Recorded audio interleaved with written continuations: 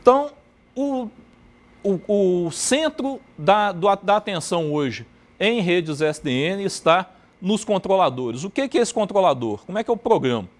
Porque o protocolo OpenFlow define lá que tem uma mensagem para enviar o pacote para o controlador, tem uma mensagem para mandar um pacote de volta, tem lá a definição de quais os padrões que você pode usar, quais as ações você pode fazer. Mas como é que você programa em cima disso? Então, tem algumas formas de fazer. Bom, antes de eu falar de algumas formas, o mais interessante aqui é exatamente essa noção de que eu crio o grafo da rede. O controlador ele vai ter essa visão da rede como um todo. Ele é, logicamente, do ponto de vista lógico, ele é uma entidade. Nada impede que eu implemente esse controlador. Você fala, mas um ponto só ele vai ser um ponto de falha e ele vai ser um gargalo. Tudo bem, você pode implementar ele distribuído. Você pode implementar ele paralelizado. Vai ficar mais complicado? Vai. Mas a gente já tem técnicas de programação, sistemas paralelos, sistemas distribuídos, já existe toda uma teoria que permite a gente fazer isso. Então, o legal é que eles te dão essa interface de programação. A questão que apareceu agora, do ponto de vista de SDN, é qual que é essa interface de programação que o controlador vai dar para você escrever o seu protocolo de roteamento, escrever a sua nova aplicação de rede. Como é que você vai dizer para a rede que você quer que ela funcione? Aí o céu é o limite, isso está aberto hoje. Existem várias iniciativas, eu vou falar de algumas delas aqui, para fazer isso. Mas a gente tem que mencionar o mais popular hoje. O mais popular hoje é o Nox. O Nox foi desenvolvido pelos autores lá da Nicira e desenvolvido em paralelo à definição do protocolo OpenFlow. Então ele foi bem amarradinho com o protocolo OpenFlow. Ele é feito em C++, está no próximo slide. Ele é GPL, desde 2008, então qualquer um pode baixar e usar. E tem uma comunidade grande que trabalha em cima dele. E a maior parte dos outros controladores, na verdade, foi construída em cima dele. Porque ele, basicamente, ele é pouco mais do que um controlador OpenFlow. Na estrutura básica dele, é pouco mais do que um controlador OpenFlow. Ele te dá as mensagens do OpenFlow, te dá uma interface para você criar mensagens OpenFlow e dizer o que você vai fazer com elas. Ele executa em Linux. O núcleo dele é C++, mas ele pode ser programado em Python. Só que aí você tem uma cola entre Python e C++ para poder fazer ele executar. O modelo de multithread dele é multithread cooperativo, então ele não tem preempção própria, porque isso torna os protocolos mais eficientes. Dá um pouco mais de trabalho para o programador, mas quem está programando nesse nível é escovador de bit mesmo, então a gente gosta dessas coisas.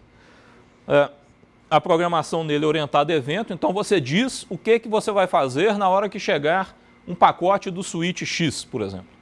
Ou você diz o que vai fazer se chegar um pacote cujo cabeçalho bate com certo padrão. Chegou o pacote? É um evento. Você trata aquele evento e você pode disparar outros eventos. Pode ser um outro evento que é evento, mandar uma mensagem de volta para o switch. Pode ser. E no pacote ele já entrega junto algumas aplicações. Por exemplo, uma aplicação que torna um switch OpenFlow um switch Ethernet comum. Então isso é legal do ponto de vista de aprendizado. Você vê lá o código do que é o algoritmo de aprendizado de um switch Ethernet. Ele está escrito em software, legalzinho. A gente usa isso em disciplina de redes em alguns casos. Então, como é que ele funciona? Um exemplo aqui. Então eu tenho ali um switch que está ligado num controlador, pegando uma coisa bem simples, eu tenho ali um punhado de máquinas que está ligado atrás desse switch. Eu não quero fazer nada com esse switch, ele é tão simplesinho que tudo que ele faz é conectar um porto dele num outro porto do outro lado. Do lado de lá, suponhamos que eu tenho uma rede Ethernet cabeada ali, um access point de Wi-Fi, alguma coisa desse tipo. E do lado de cá está o resto da internet. Então, para mim, aquele switch ali vai ser um repetidor burrão. Não vou fazer nada de especial com ele, só para mostrar as regras. Então, o que eu vou fazer com ele? Qualquer coisa que chegar pela porta 1, eu vou mandar para a porta 2. E qualquer coisa que chegar pela porta 2, eu vou mandar sair pela porta 1. Só isso. Então, o código que eu escrevo para ele, dali o repetidor simples, define ali, se um pacote chega pela porta import, aliás, se ele chega pela porta de entrada 1, eu vou sair com ele pela porta 2. E eu vou instalar na tabela de fluxos do switch uma regra que diz isso. Que se chegar da porta 1, sai pela porta 2. Aqui são flags de dizer qual que é a prioridade disso, para dizer qual que é o switch, nesse caso aqui só tem um. E aqui para dizer o contrário. Então, se entra pela porta 2, sai pela porta 1, instala isso no switch. É só isso que tem nesse caso aqui. Mas nota que eu sou capaz de, pela linguagem do controlador, dizer que eu quero instalar uma regra, eu posso montar a regra e colocar e enviar para a tabela. O install eu envio para a tabela do switch.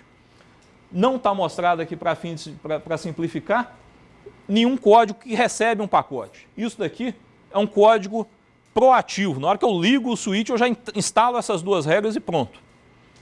Tem o código reativo, que é o que torna o negócio mais legal. Eu falo, olha, na hora que chegar um pacote, você me manda. E aí eu vou tratar o pacote. E aí você escreveria aqui no Nox alguma coisa do tipo, instala uma regra para mandar o pacote para mim. E aí você cria um evento. No evento, chegada de pacote, executa isso. E aí você sofistica esse negócio. Isso daqui, apesar dele sem C++, esse exemplo aqui está em Python. Todo mundo já deve ter notado que isso daqui não é C. Bom, não existe só o Nox. Hoje existe um punhado de controladores diferentes. Tá? O primeiro que eu coloquei aqui, obviamente, que nem o Daniel falou, né? A gente tem que fazer o jabá da gente. Então, o POX é um controlador desenvolvido lá em Berkeley que funciona semelhante ao Nox. Ele é uma reescrita do Nox todo em Python. Com que objetivo? Para usar o que Python oferece de abstração de mais alto nível de orientação a objeto para te dar uma interface mais bonita, mais simples. E, ao mesmo tempo, criar um sistema que é muito mais fácil de ser trabalhado que um ambiente em C++. Desempenho é pior? Se você estiver usando Nox em C++, Nox em C++ é mais eficiente. Agora, se você estiver usando a interface Python do Nox para fazer um desenvolvimento de teste, uma pesquisa, o Nox com Python fica muito mais lento do que o POX. Então, o POX ele é anunciado como o ambiente de prototipação e pesquisa, porque ele é rápido, é fácil de desenvolver com ele e te dá um desempenho bastante razoável. E eu participei do desenvolvimento dele, então por isso que é o meu jabá. E, obviamente, eu sou tendencioso em relação a qual controlador usar por conta disso. Esse daqui eu entendo bem de como é que ele está lá dentro. Logo que o pessoal da Nicira fez o Nox, como ele era muito baixo nível, eles criaram um outro controlador de alto nível em cima dele. É o FML. O FML usa uma linguagem que é chamada Datalog, que ela funciona basicamente no estilo de linguagens tipo Prolog, né, com predicados e regras. E aí você pode dizer, qualquer pacote que vier do usuário fulano, vindo da porta tal, pode sair para a internet.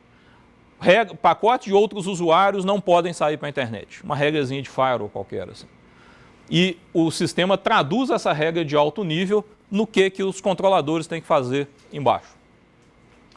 Frenetic é um outro sistema desenvolvido em Princeton que também tem essa característica de criar regras de mais alto nível para você não se preocupar com pacote. O que você diz é, olha, qualquer coisa que seguir esse padrão aqui, você toma esse tipo de decisão. Frenetic tem também... eu esqueci lá atrás de mencionar que naquela tabela tinha um terceiro campo, que é um campo de contadores. Então, cada fluxo que você instalar, o switch tem que contar quantos pacotes estão passando por aquele fluxo. O Daniel chegou a mencionar isso aqui.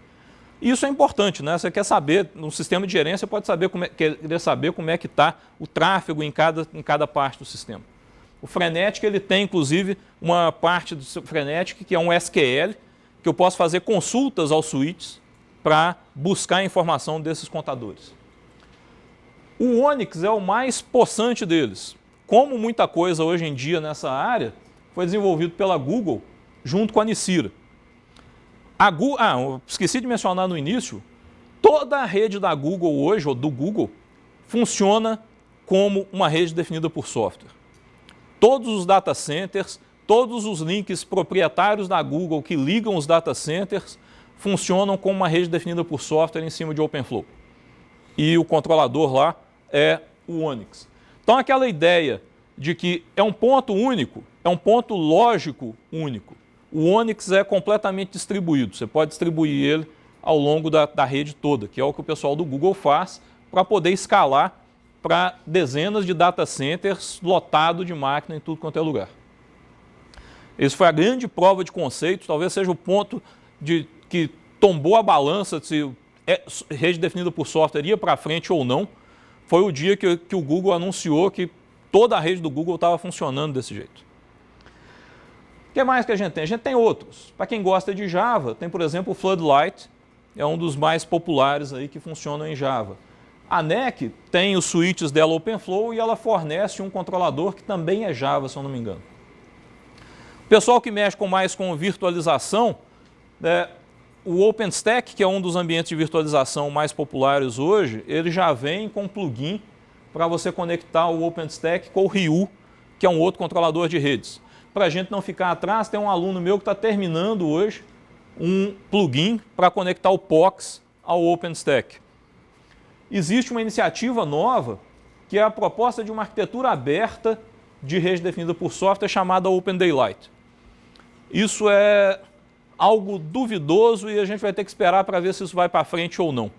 Isso é equivalente ao falar que tem o projeto, tem o Linux, e todo mundo está atrás do Linux, seria agora tem, para rede definida por software, tem o Open Daylight, e esse vai ser o sistema operacional de redes. Começou assim, mas grande parte das grandes empresas que estavam apoiando o Open Daylight já começaram a brigar entre si e saíram do projeto. Então, provavelmente vai ser mais um controlador de rede definida por software e não o controlador de rede definida por software. Importante mencionar nesse negócio todo, para quem quiser brincar com isso, que você não precisa de ter uma rede com switches OpenFlow para poder ver isso funcionando. Existe uma ferramenta que é o Mininet, que é um software que roda em Linux, que é um simulador de rede, que funciona com virtualização.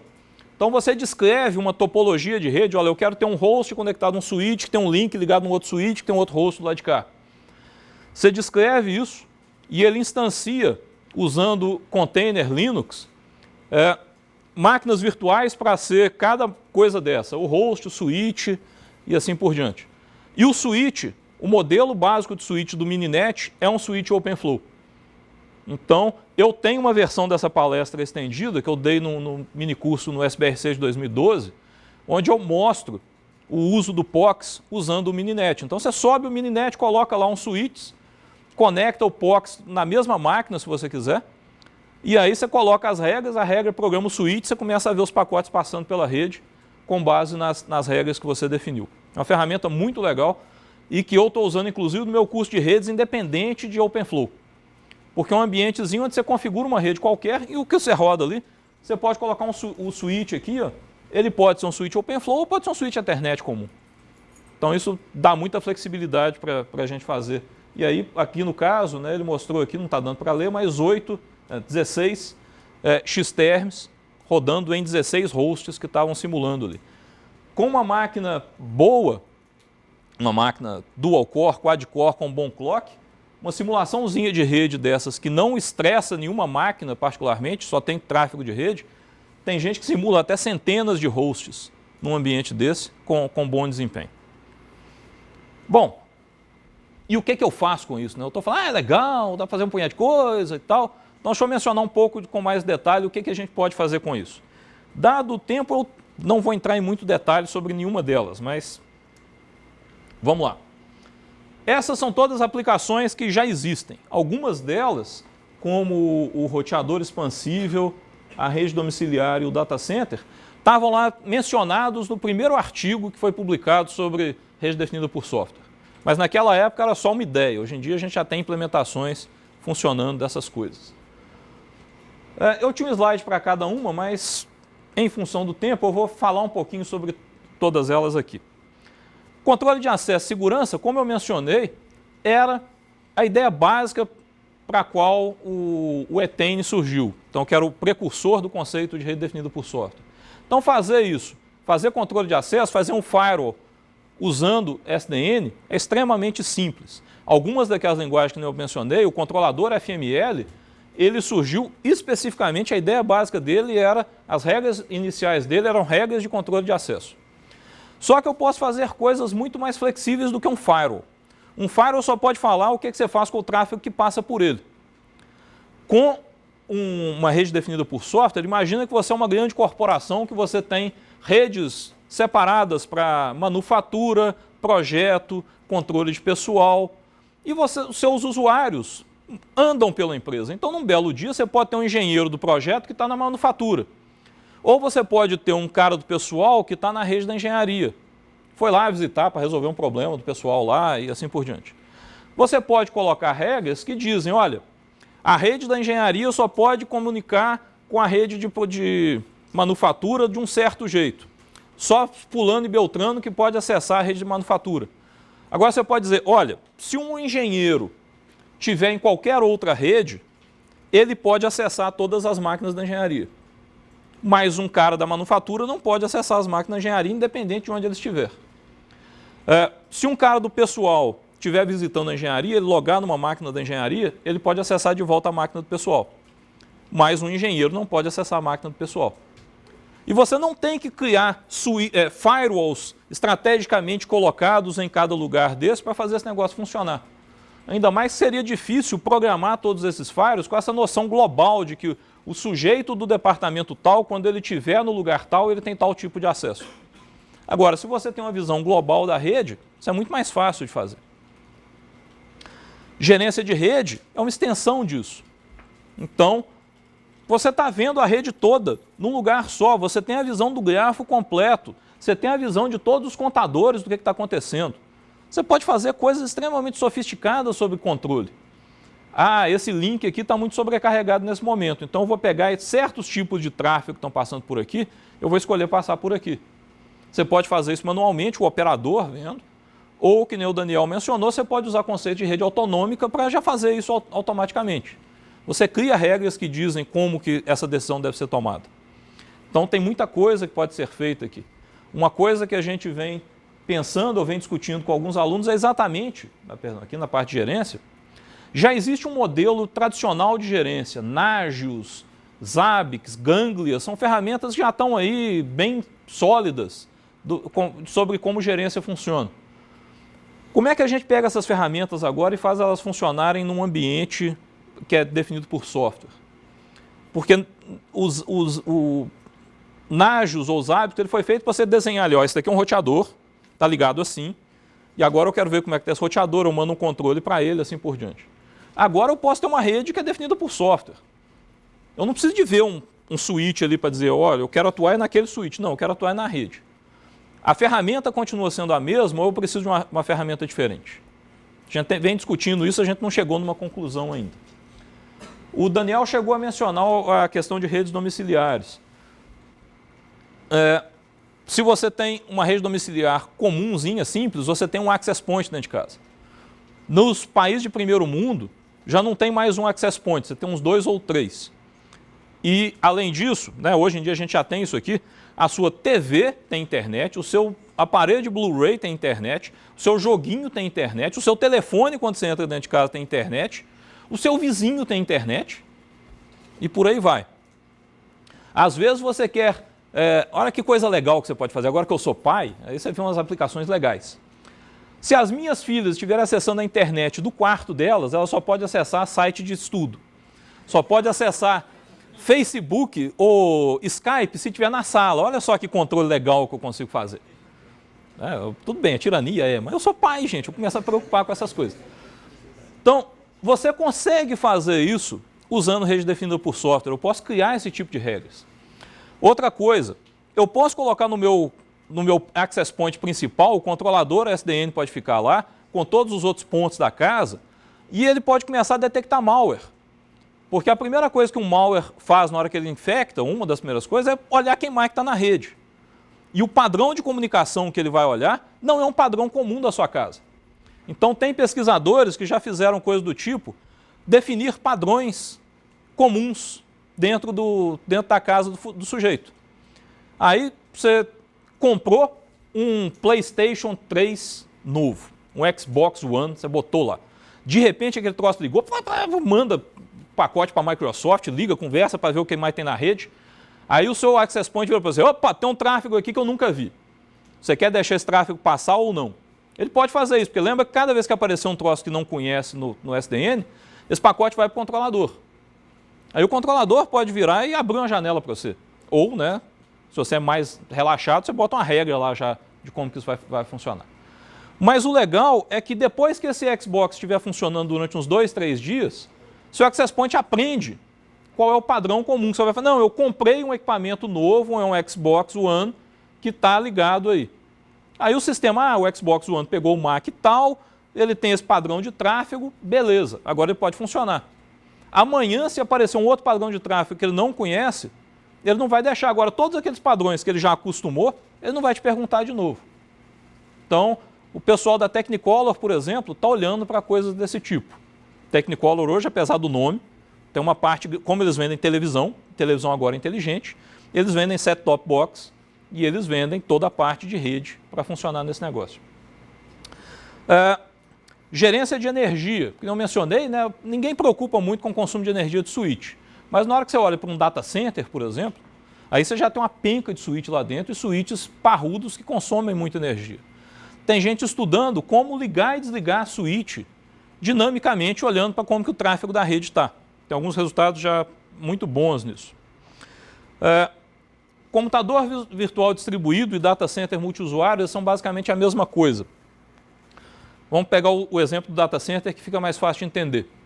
Você contrata 10 máquinas na Amazon, 10 máquinas virtuais na Amazon ou na local web ou no Wallhost.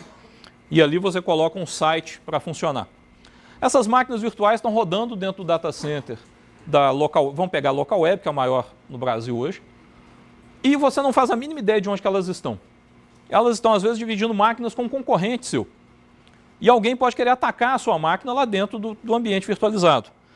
Com rede definida por software, eu posso criar a visão virtual de que todas as minhas máquinas estão ligadas ao meu switch virtual. Independente de onde elas estão no data center. Para mim, elas estão ligadas num switch. E eu posso dizer quais são as regras para a minha rede funcionar, posso colocar qualidade de serviço nessa rede se eu quiser, e eu defino que nenhum pacote que vier de outra rede pode entrar aqui, porque é uma rede isolada. Para mim, ela é uma rede isolada. Não tem jeito de alguém fazer um ataque de negação de serviço para mim simplesmente mandando um pacote Ethernet para a minha máquina. Porque a rede definida por software diz que aquela máquina não está na mesma rede Ethernet que eu, porque a minha rede Ethernet é virtual também. Então, eu isolo esse tipo de coisa.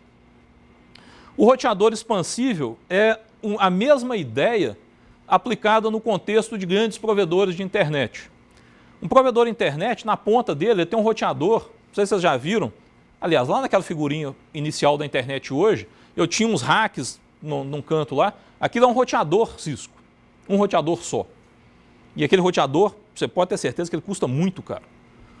E por que você precisa de um roteador daquele tamanho? Porque naquele ponto eu tenho centenas de links chegando, com regras complicadas de como que o tráfego passa de um lado para o outro, e eu só sei explicar isso como regras de roteamento, BGP e tal, que eu tenho que colocar naquele ponto ali.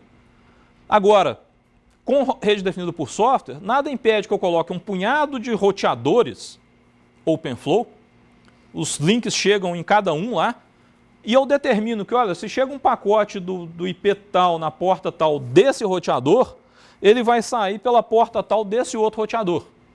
E do ponto de vista de gerência, de definir roteamento e tudo mais, isso agora vai ser feito com o mesmo jeito que eu programava aquele roteador multimilionário da Cisco, como sendo uma coisa só.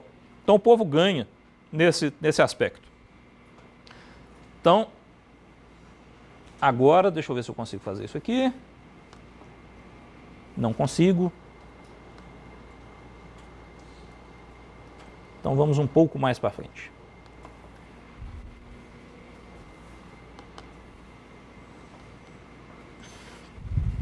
Então Então ali eu tinha um slide para cada uma dessas coisas que eu falei aqui, eu acelerei um pouquinho.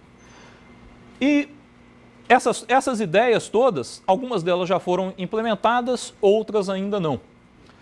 E o que é que tem de desafio do ponto de vista de pesquisa?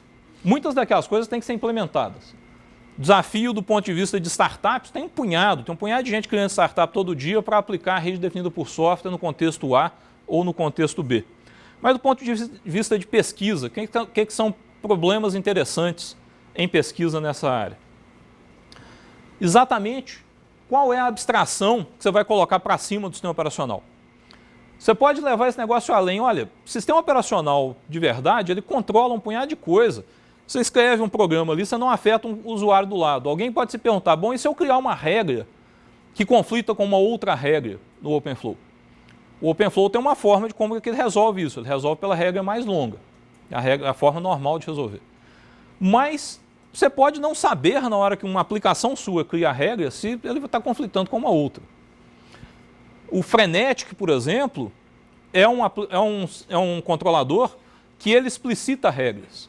Eu tenho um colega da UFAM, da parte de inteligência artificial, que também tem um controlador que ele faz esse tipo de composição de regras para você e fala, olha, essa regra sua vai conflitar com uma outra regra que você já colocou.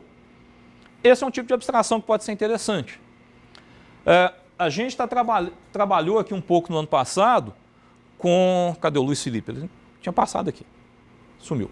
Com o professor Luiz Felipe, um modelo onde você cria um Network Object Model. Do mesmo jeito que você tem a MIB lá, você tem algo semelhante à MIB, mais orientado a objetos.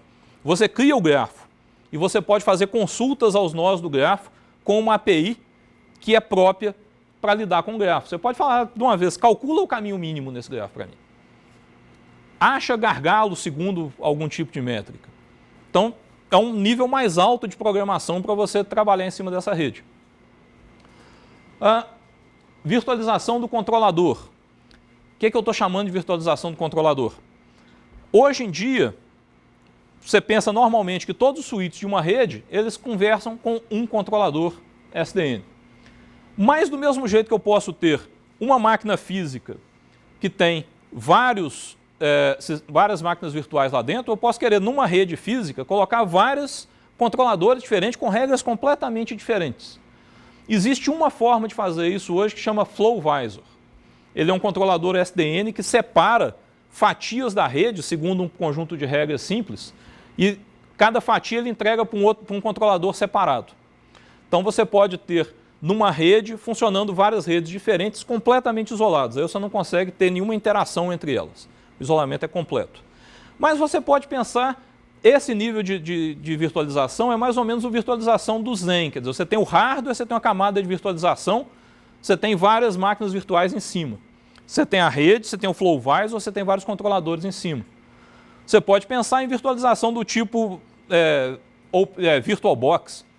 Agora você tem um controlador e dentro daquele controlador você tem instâncias separadas. São compromissos de desempenho, de abstração diferentes, que podem ser interessantes da gente brincar com eles. Hoje em dia, é OpenFlow a interface para controlar o switch. Mas você pode pensar em outras coisas diferentes.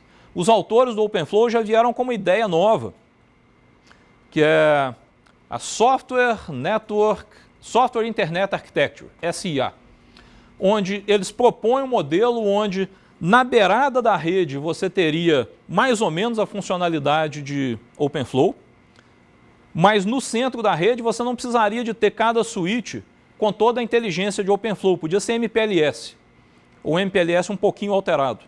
Para quem conhece MPLS, vai perceber que muito do que eu falei que você pode fazer com OpenFlow, você faz com MPLS. Mas tem algumas coisas diferentes. Existe essa ideia de juntar as duas coisas. Então, isso daqui está sendo trabalhado. Que outras coisas, além de OpenFlow, que poderiam ser interessantes? Como é que eu faço as aplicações e quais são as aplicações? Eu estou com a minha rede, eu vou comprar um pacote de software agora que é um balanceador de carga. Como é que ele vai integrar com as outras aplicações que já estão rodando? Isso tem a ver com a parte de abstrações aqui. O Daniel mencionou o problema de depuração. Se isso é um sistema operacional e eu estou escrevendo a aplicação, Eu quero ter um debugger lá, um depurador, que fala, olha, a sua aplicação aqui está dando errado. Eu vejo lá na rede, o pacote não está chegando onde devia estar chegando. Por quê? Então, já que eu tenho uma linguagem de descrição lá em cima de aplicação, eu tenho um sistema operacional no meio do caminho, eu tenho a rede embaixo, eu quero depurar para ver onde que está o problema. Isso, por exemplo, o Scott Schenker atualmente, isso daqui é a coisa que ele particularmente está olhando para esse problema. É um problema bastante complicado. E o que pega mais na parte que me interessa aqui, é lógico num lugar só, mas pode ser distribuído na implementação. Para fins de tolerância a falhas, para fim de desempenho. Como é que você distribui esse negócio? Não é o único desses controladores todos que eu mencionei que é distribuído é o Onyx, do Google. E ele tem um modelo de distribuição extremamente simples que funciona para o caso do Google. Ele particiona o grafo. Qualquer coisa que você fizer dentro de uma partição do grafo funciona bem. Se você tiver que lidar com uma outra partição, aí as coisas se tornam mais complicadas. Mas isso tudo são tópicos de pesquisa interessantes que a gente tem daqui para frente. Bom, e daí, né? O que a gente tira disso tudo? SDN é um negócio que está só começando. Eu acho que coisas como a adoção de rede definida por software pelo Google e o investimento da VMware em cima da Nicira são elementos que indicam que esse negócio veio para ficar. Nem que seja de teimoso. Depois da VMware gastar 1,25 bi em cima de alguma coisa, você acha que ele vai deixar esse negócio morrer? Ele vai lá garantir que o investimento dele vai ter alguma utilidade. Então tem muita coisa interessante em termos de pesquisa e ainda tem oportunidades e riscos nisso daí. Meu sonho é achar um aluno que vai ter uma ideia brilhante para ele abrir uma startup e lembrar de mim depois na hora que o negócio der certo. Né? Obviamente eu não quero ter o trabalho. Aqui eu coloquei alguns links de vários sites importantes, organizações importantes que surgiram sobre isso. E para ninguém falar assim, poxa, mas isso é muito legal, o Dorival balançou as mãos aí um tentão, mas esse negócio está saindo do papel ou não? Já tem um punhado de coisa prática. Você pode comprar switches e roteadores OpenFlow no mercado já, da Juniper, da HP, da NEC, tem a implementação da NEC para o WiMAX, Netgear. Essa empresa aqui, se eu não me engano, ela foi criada só para explorar OpenFlow. E do ponto de vista nosso de pesquisa, além do Mininet, você pode usar NetFPGA. Então eu tenho 3 máquinas aqui com NetFPGA que a gente pode usar com OpenFlow. E o grande negócio é o OpenVSuite. Então eu trabalho muito com tecnologia de data center. Todo data center virtualizado, dentro do Zen, do VMware, do que quer que seja, tem uma suíte virtual lá dentro. OpenVSuite é uma suíte virtual que entende OpenFlow. Então você pode fazer isso tudo dentro de data centers. E o que a gente tem feito com isso aqui? Gatekeeper foi o primeiro projeto nosso em cima de data center que lidava com qualidade de serviço. Então eu queria garantir que um cliente que tinha uma aplicação lá que tinha várias máquinas virtuais conversando com uma só, eu queria garantir que nenhuma delas ia engargalar a rede para o resto da rede. Porque quando você contrata uma máquina virtual, você só diz qual que é a banda de saída. Mas pensa agora que você tem 10 máquinas virtuais conversando com uma só. As 10 máquinas podem engargalar a rede, porque cada uma delas, independentemente, pode ter um link, uma banda alta. Então o Gatekeeper controlava isso. Vocês tudo estão conversando com esse carinha aqui, então já é assim, a sua banda vai ser dividida por 10, a sua também, e assim por diante. O DC Portals é o que eu mencionei, que é o plugin que a gente está fazendo para integrar o OpenStack com o POX. Então o OpenStack permite que você defina para o usuário aquela ideia da rede virtual dele, e aí a gente usa o DC Portals para implementar isso na rede de verdade e garantir o isolamento na rede. O Network Object Model eu também já mencionei, é a ideia de você criar abstração de grafo. POX at Home é um negócio que eu trabalhei um pouco enquanto eu estava em Berkeley e não voltei a trabalhar ainda aqui. Fizemos algumas brincadeiras, mas está meio parado, que é aquela ideia de usar o SDN na rede doméstica.